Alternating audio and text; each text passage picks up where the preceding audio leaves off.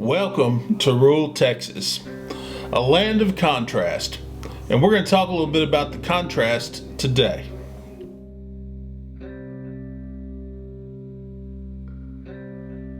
Well, rural Texas is known for its vastness, its rugged individualism, and its ability to conform to the multitudes, okay? And in cities outside of the triangle, the population centers, the population corridor that runs from the Dallas-Fort Worth Metroplex down through Austin and to San Antonio and Houston, all that stuff. In that area, you find economic and cultural engines that really push the Lone Star State, that really push our community.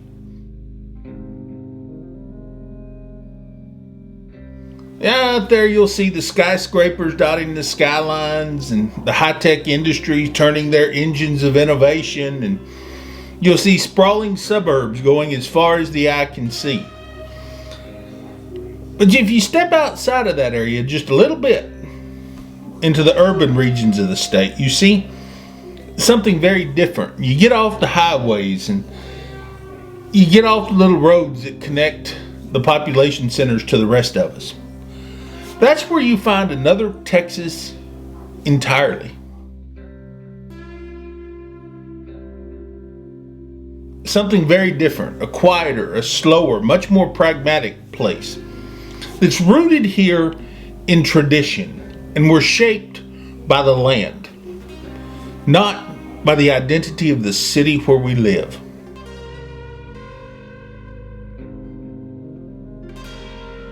Well, you see, this is rural Texas. This is rural Texas. It's a world that feels kind of like we live in a parallel universe to the state's urban centers. And out here in rural Texas, life unfolds on the plains. It unfolds in the homes. It unfolds in the small towns and along the dusty roads where the cattle often outnumber the people.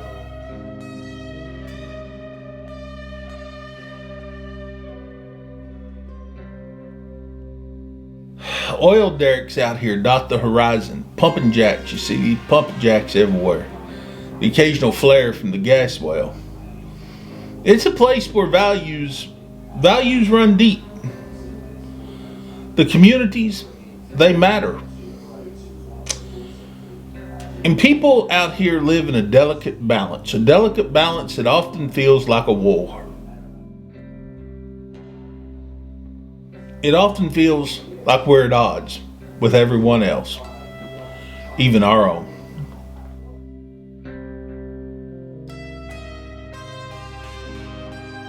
Let's talk a little bit about something that's popular. And in rural Texas, conservatism, it runs deep. It's a way of life out here. And it's not just a political label either. That's not what it is. It's born of the practical realities of living on the land, relying on the land, relying on the community. Out here in rural Texas, neighbors help one another because it's all we got. We don't have anyone else to call. We've got to fend for ourselves. We don't have a government that's going to run to our aid. We don't have social groups that are going to just come out of every little nook and cranny. You see, rural Texans turn to our neighbors and to our little micro communities for help. And that's a beautiful thing.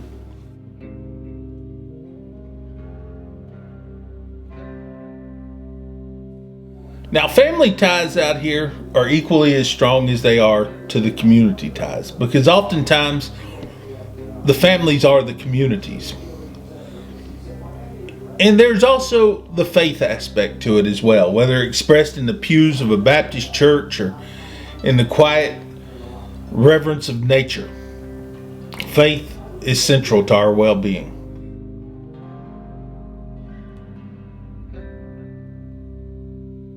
Now, while conservatism runs deep, it doesn't necessarily mean that we're far right. We're just far from the far left.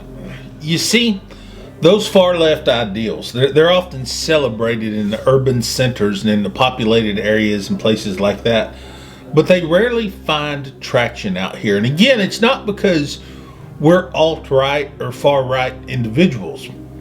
We just don't have anybody else left to turn to. Because we don't share the same, we're not even in the same ballpark as the Democrats on the national level. Social progressivism out here in places like rural Texas, it can seem and does seem far out of touch with the realities of the world that we live in, where the focus is often on what works and not on these abstract theories that the left often propose to us. You see, left-wing nor right-wing ideology works for rural Americans.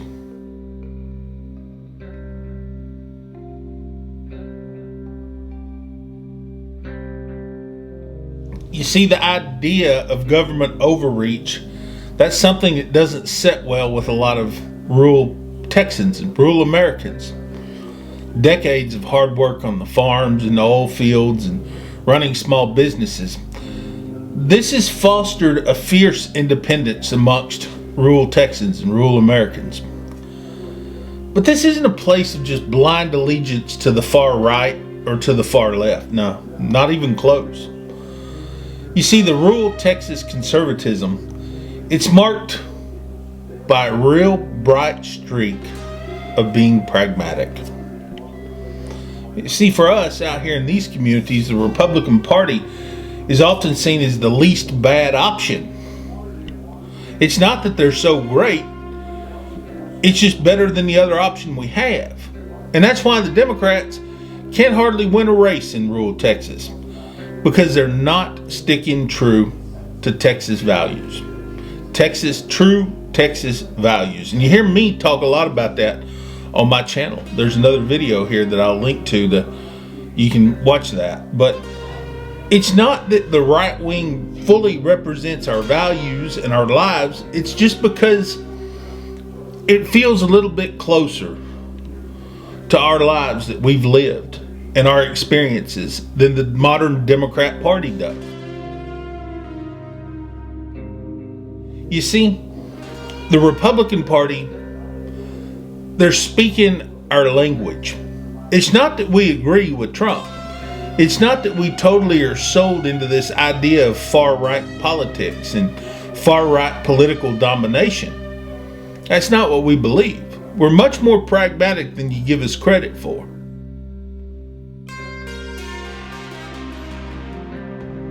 But we also don't believe in all this alt-left BS that's being crammed down our throat.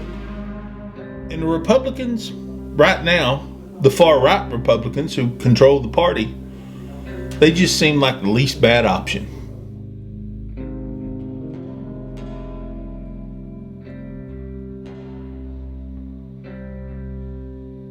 But I think it should be said that our allegiance to the far right, it's uneasy. It's uneasy. I think that many rural Texans, many of my friends and colleagues and people that I know living out here outside the city, we bristle with the excesses that the modern Republican politics brings with it. We don't necessarily like all this crap that comes with it. Now, they might agree with the party out here on things like abortion, viewing it largely as murder and morally wrong except in extreme cases. We agree with the Republican Party on things like gun rights and gun control. We think you ought to be able to carry a gun. We see these as essential to both self-reliance and to our heritage. But we're also deeply skeptical of the bombastic culture.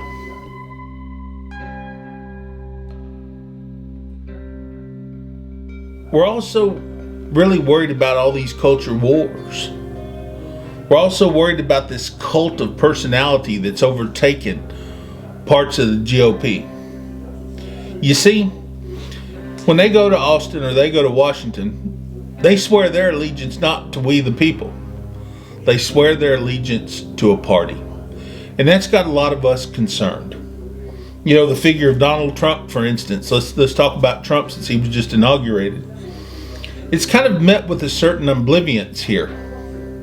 It's met with a strange flavor. And to some, he feels like a necessary evil. To other people, he's just a source of frustration, a pain in, if you will.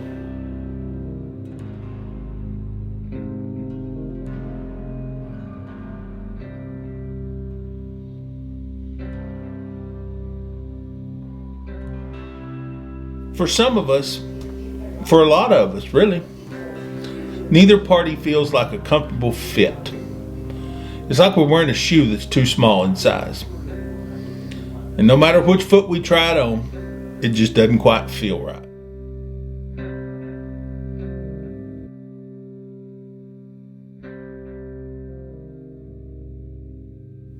You know, in many ways, in a whole lot of ways, rural Texans, we find ourselves trapped between two extremes in America's polarized political and social landscape. On one side, you have the far right, okay? And all their demands that talk about ideological purity and loyalty to its most vocal leaders. On the other side, you have the far left. And that seems strange. It's just kind of dismissive of our way of life, lumping us into these caricatures of backwardness and frankly, ignorance. You see, the Democrats think we're stupid, backwoods and hillbillies, and we don't understand anything, and that we just don't have a sense of knowledge, and that we need to be educated on these modern issues. Well, I got news for you, Democrats. You need to be educated a little bit more on the way we think, too.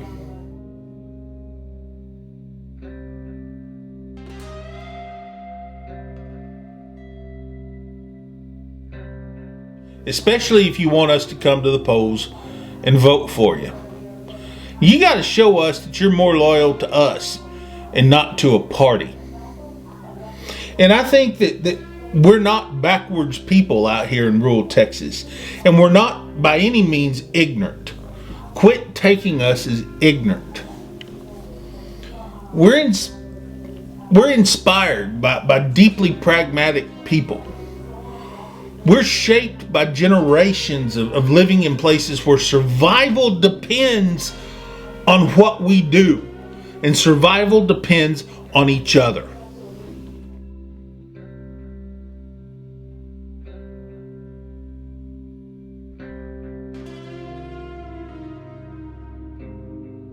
Our survival depends on ingenuity, not whether some small faction of group has protected rights.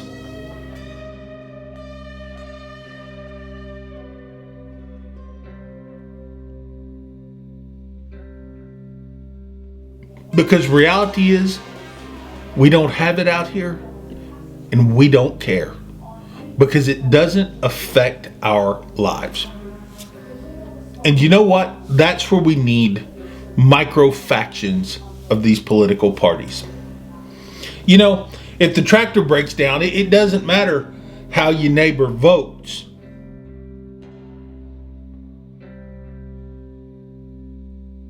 It only matters whether or not they're going to lend you a hand. That's how life works out here in rural America.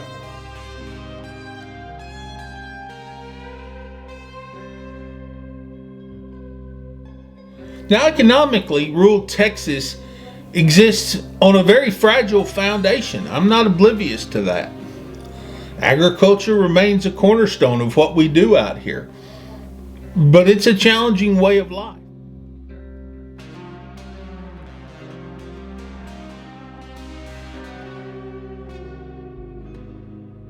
The work that we do out here is grueling.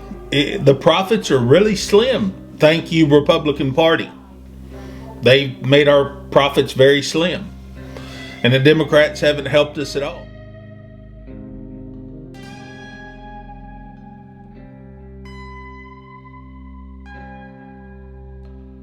In the future looks uncertain for future generations as they leave for urban opportunities. We call this brain drain. They leave, go off to college, and they never come back. Well, general contracting and local government jobs, they float the boat. They what keep us afloat.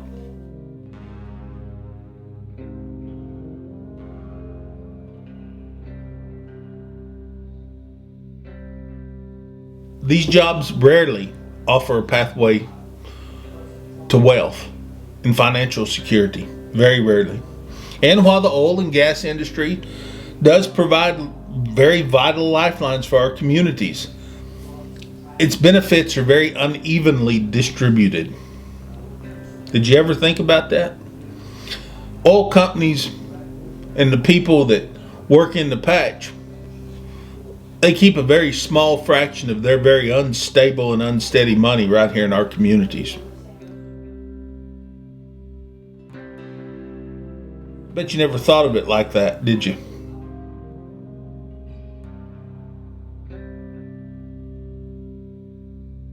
You see, for every freaking family that's benefiting right now from the oil patch, well, there's a whole lot of other ones that are just barely scraping by. They're struggling to make ends meet on land that doesn't yield black gold.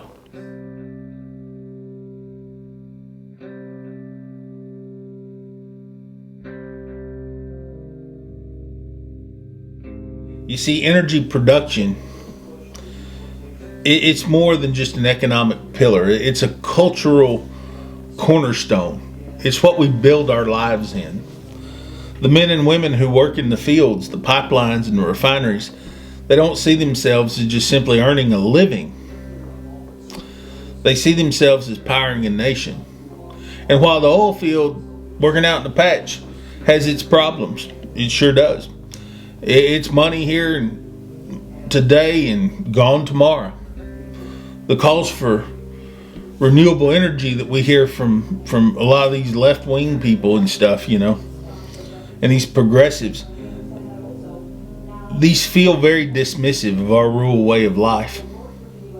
So where the wind turbines and the solar farms, where there's still novelties and oil and gas rigs remain a lifeline for our people. Even though very little of the money actually stays right here in our towns and in our communities, we depend on them and we respect them. We may not like everything they do. They may cause public health crises, and they may cause crime rates to go up, and they may destroy our roads without fixing their damn one of them. But we appreciate them, even if they do tear things up and don't fix it. Now I want to talk a little bit about social change. Now socially, rural Texas, we struggle to reconcile our traditions in a changing world. We do. There's no doubt about it. Issues like LGBTQ plus rights and abortion, they're deeply polarizing. More so probably abortion than LGBTQ rights, because out here, guess what? It's really not an issue. Men are men, women are women, boys are boys, girls are girls. It's only an issue for the Republicans and Democrats in Austin and the big cities.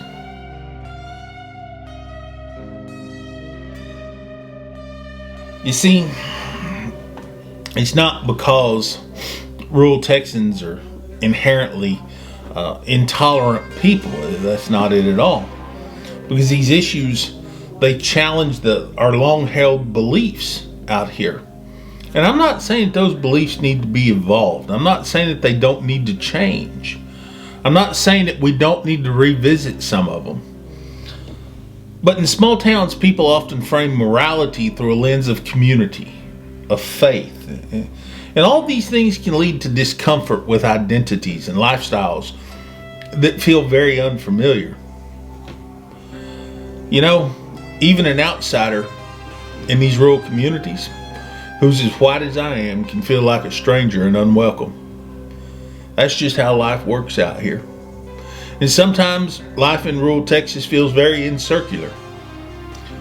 But it's that way for a reason. Now there's a quiet complexity to this. A very complex world to this. And While some people out here, we may reject the LGBTQ community. Some people in my community may reject that. Others may take, kind of like I do, take a live and let live approach to it. Doesn't really matter to me one way or another. But it's grounded in the idea that everyone deserves respect. But respect out here isn't just freely given. It's earned.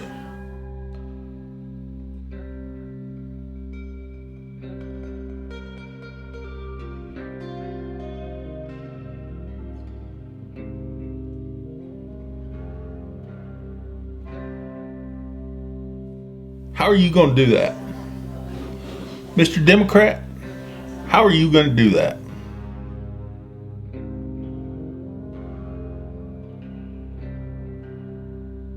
You see, perhaps the greatest challenge facing rural Texas as we move forward is the feeling of abandonment. And I don't think that's an issue that's unique to just rural Texas. I think that's an issue that's unique to rural Americans in general. As cities in the Texas Triangle continue to boom with tech jobs and cultural institutions and state-of-the-art healthcare, and small towns are just increasingly left behind. Many rural communities out here where I live, we lack access to advanced medical care, educational opportunities. Our hospitals are just kind of, at best, like the little freestanding ERs that you have on every corner in the big cities. We could be miles and miles and miles away, hundreds of miles away, sometimes from a level 1 trauma center. Hell, maybe even hundreds of miles away from a level 2 trauma center, depending on where you live.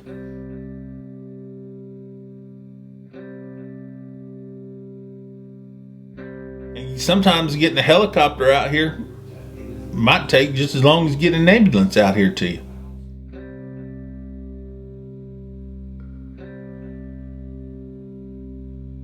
You see, educational opportunities, they're limited. Our young people, they often have to leave, and they seek futures that we just can't offer here in a small town. For rural Texans, this topic of abandonment cuts deep. It cuts hard into who we are, and it's not left and it's not right. It's real. We see ourselves as the backbone of the state. We're feeding them population centers. We're keeping them fueled. We're keeping them going. And we're constantly being disrespected by the Republicans and the Democrats. That's the problem with us.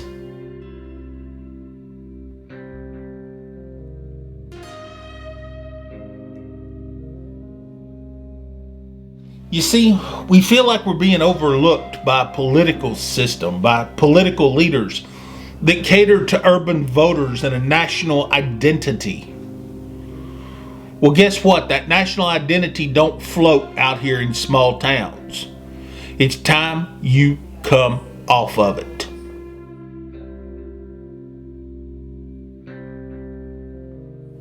Both of you. The two-party system, it has a lot of stark divisions. And they offer people like me and most rural people no true home at all. None. And it's time you freaking people see that.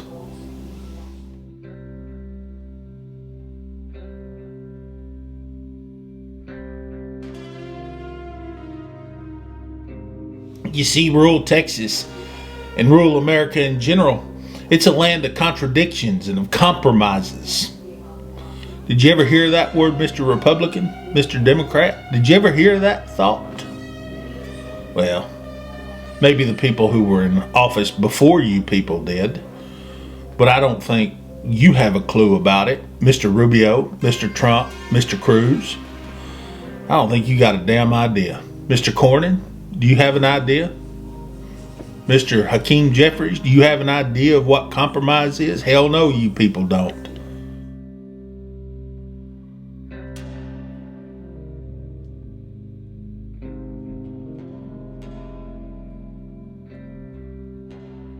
All you know is about domination and proving that you're right.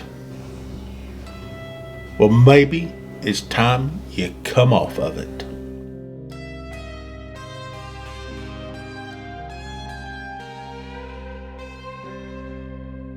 You know, all of this division, they're reminders of the complexities that define America itself. It's a place where we're neither as divided nor we're as simple as we might seem on paper. We're not far left and we're not far right. And Republicans and Democrats just don't get it. You see, the quiet charm of rural Texas, it remains, holding fast and true to who we are. But we're also not willing to be forgotten. And I think it's high time that you get the message. We're not going to be ignored either. And we're not going to be sold out to a national party, left or right. That's the reality of life and the way we see it in rural Texas and rural America. So Mr. Democrat, Mr. Republican, get with it. Or see how far them big city loyalists get you. America was built on people like me, built like people in my town. It wasn't built by you big city folks. Take that, have a long drink of cool water and think about that one.